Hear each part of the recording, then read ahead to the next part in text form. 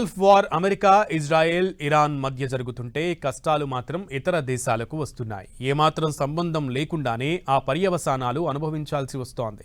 అందులో మన భారతీయులు ఉద్యోగం కోసమని, చదువు కోసమని ఇతర దేశాలకు వెళ్తే ఇప్పుడు వారి పొట్టకి తిప్పలు తెచ్చిపెడుతోంది ఈ యుద్ధం. దీంతో ఎటూ పాలుపోని స్థితిలో కష్టంగా ఉంది, ప్లీజ్ కాస్త డబ్బులు పంపండి అంటూ తల్లిదండ్రులకు ఫోన్ చేస్తున్నారు. ఇదే యుద్ధంతో వచ్చిపడే కష్టాలంటూ నిట్టూర్చటం తల్లిదండ్రుల వంతుగా మారింది. కూటి కోసం గల్ఫ్ చేరిన వలస జీవికి ఎంత కష్టం, ఎంత నష్టం. గల్ఫ్లో వలస జీవుల కష్టాలు. రోజు గడవడం కష్టంగా ఉంది, డబ్బులు పంపాలంటూ ఫోన్లు. అమెరికాలోనూ ఇదే సిచ్యువేషన్. వార్కే సైడ్ ఎఫెక్ట్స్ అంటే ఏంటో 13 రోజుల గల్ఫ్ వార్తో అందరికీ అర్థమవుతోంది. కరోనా కాలంలోనూ లేని కొత్త రకం కష్టాలివి.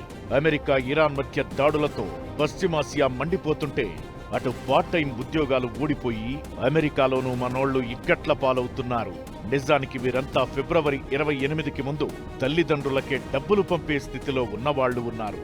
కానీ యుద్ధ ప్రభావం వీరి జీవితాలపై పెద్ద ప్రభావమే చూపుతోంది. ఇరాన్పై అమెరికా, ఇజ్రాయెల్ దాడులు ప్రారంభమైన తరువాత ముందు ఇరాన్ నుంచి భారతీయులు వెనక్కి రాగా ఇతర గల్ఫ్ దేశాల్లో ఉన్న వారిపై పెద్దగా ప్రభావం ఉండదనే అంచనాలో ఉన్నారు. కానీ ఆ తరువాత ఇరాన్ పగబట్టినట్లు అమెరికా మిత్ర దేశాలపై దాడి చేయడంతో ఎక్కడికక్కడ ఎయిర్పోర్ట్లు షట్డౌన్ అయ్యాయి.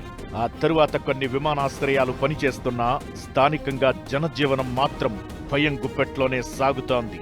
దీంతో గల్ఫ్ దేశాల్లో చదువులకు వెళ్లిన వారి క్లాసులు ఆన్లైన్లకే పరిమితం కాగా పార్ట్ టైం ఉద్యోగాలు మాయమయ్యాయి. మెడిసిన్ సహా ఇతర కోర్సులు కువైట్, ఖతార్, ఒమన్, యుఏఈ, సౌదీలో చదివే వారి సంఖ్య ఎక్కువగానే ఉంది.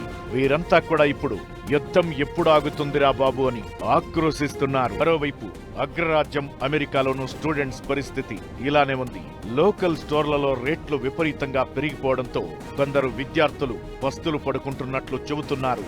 అప్పు చేసి అమెరికా పంపితే ఇప్పుడు ఇంకా ఇక్కడి నుంచి డబ్బు పంపమని అడిగితే ఏం చేయాలో తెలియక పేరెంట్స్ తెగాలు పడుతున్నారు. అందుకే ఇలాంటి వారి పరిస్థితి ఇప్పుడు ఎలా ఉందంటే, 1 ఫోన్ వస్తే ముందు క్షేమ సమాచారం కనుక్కోవడం, 2 డబ్బు పంపమని అడగకుండా ఉంటే చాలనుకోవడం, పోనీ నిజంగా డబ్బులు పంపకుండా ఉందామా అంటే కన్న ప్రేమ ఊరికే ఉండనీయదు. అందుకే గల్ఫ్ మంట ఇప్పుడు మన జనాలకు పెద్ద కష్టమే తెచ్చిపెట్టింది.